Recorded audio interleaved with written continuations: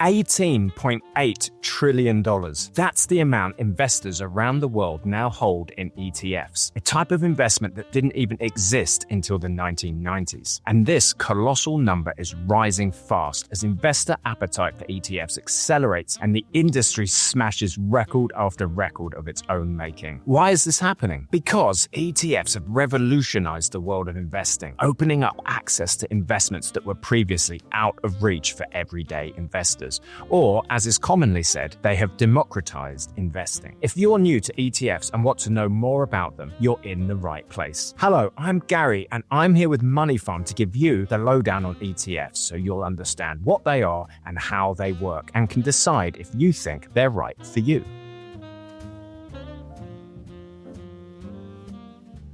Well, we all know that the finance industry loves an acronym, so let's start by spelling it out. ETF stands for Exchange Traded Fund, which is actually one of those does what it says on the tin names. ETFs are funds that are traded on exchanges such as the London Stock Exchange. I'll break this down further. Think of a fund as a bundle of investments that are packaged up together so you can buy them in one go. This bundle of investments, or basket as it's often referred to, is bought by using a pool of money from you and lots of other investors. What you get in your bundle depends on the fund you choose, and with ETFs there are a lot to choose from. Most are designed to mirror the performance of a stock market index like the MSCI World Index or the FTSE 100 Index. So, in the case of the FTSE 100, your bundle would contain shares in BT, Rolls-Royce, Prudential, and the like. Other ETFs focus on sectors, for example, technology, or things like clean energy. But what does the exchange traded part of their name mean? Well, unlike other funds, ETFs are traded on stock exchanges in the same way that shares are. This means that they can be bought and sold throughout the day, and the prices go up and down in real time, just like the prices of company shares. To understand what this all means for you as an investor, let's take a quick trip back to January 1993 when the first ETF launched in New York. It tracked the performance of the S&P 500, an index of 500 large US companies, and for the first time allowed investors to get broad exposure to the US stock market through a single cost-effective fund that could be bought or sold instantly, just like shares. Before this, investors either had to buy hundreds of individual shares, which was both time-consuming and expensive, or opt for mutual funds, which were also more expensive than this new ETF and only traded once a day, preventing investors from reacting quickly to events. Naturally, ETFs caught on quickly in the US, and by the early 2000s, investors around the world were getting a taste for ETFs too. In the UK, our first ETF launched on the London Stock Exchange in 2000, and there are now 2,300 on its main market. So what does this all mean for you as an investor? Well, it means that you can take advantage of some peculiarities of ETFs. The biggest one is diversification. When it comes to investing, there's always risk involved because investments can go down as well as up in value, which means you can get back less than you invested. So, as an investor, it's always wise to spread your risk by putting your money into a range of investments rather than just one. ETFs make it easy to diversify because you can invest in hundreds of investments through just one fund. And if you buy more than one ETF, you diversify more. Just imagine trying to match the diversity of an ETF by building a portfolio yourself that exactly replicates an index. You'd need to buy all the individual shares in exactly the right proportions, and this would take a really long time. And it wouldn't stop there because the index would change, so you'd need to keep on top of selling companies that were dropping out and buying shares in any new companies coming in. You may also find that it wouldn't be possible to buy the individual investments in an ETF. For example, if they contain shares from other parts of the world. That's the beauty of ETFs. They open up a world of investment opportunities. And then there's the cost. This is a major advantage of ETFs because even if you were buying and selling hundreds of shares in the way that ETFs do, you'd rack up considerable trading fees. But even when we compare ETFs to other funds, they're generally cheaper in terms of fees, often because they don't incur the cost of a fund manager who is paid to pick stocks with the aim of beating rather than replicating an index. And lower fees mean that more of your money stays invested, helping your wealth to grow over time. The difference in fees can seem small, but over time, higher fees can make a significant dent in your returns. Of course, some people want active management, but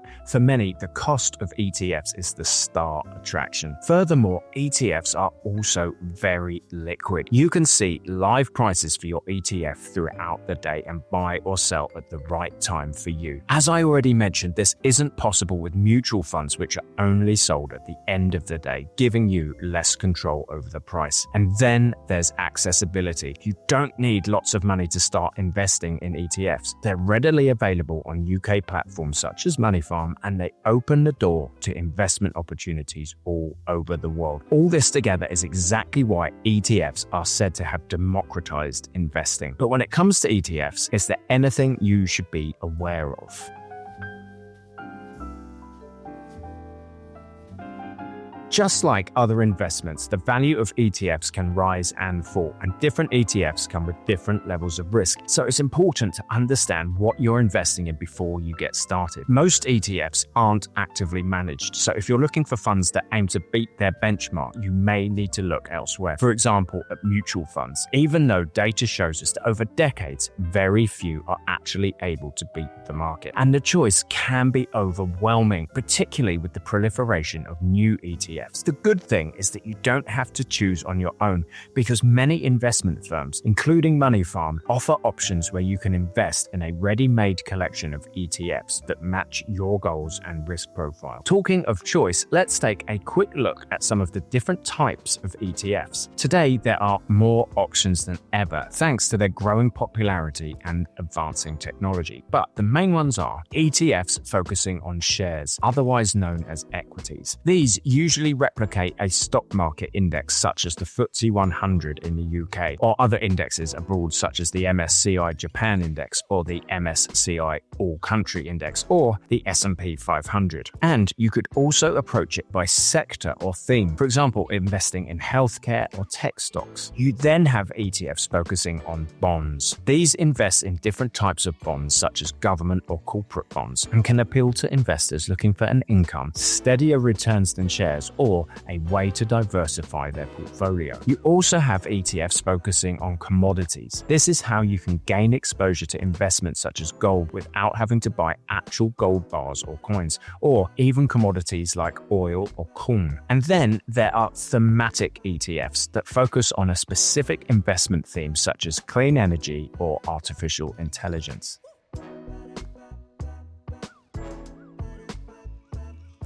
But let's say you want to start investing. What are the first steps? Frankly, it's pretty straightforward. 1, you first find yourself a broker or an investment platform, such as MoneyFarm, that offers ETFs and can trade on your behalf. 2, you open an account and choose your ETFs, considering your time horizon and your appetite for risk, as well as other factors such as diversification and cost. 3, and then you place your order, keeping in mind that ETFs can be added to stocks and shares ISAs and SIPs if you want to take advantage of their tax benefits. And if you're not comfortable picking your own ETFs, well, some investment firms like MoneyFarm offer managed services where you choose your goals and level of risk and are then offered a portfolio with a mix of ETFs to match, so that once you've made your initial decisions, you don't need to get involved in the day by day. So there you have it, your ETF guide for beginners. If you like this video, please subscribe to the channel and check the description for more information about MoneyFarm and how to get started investing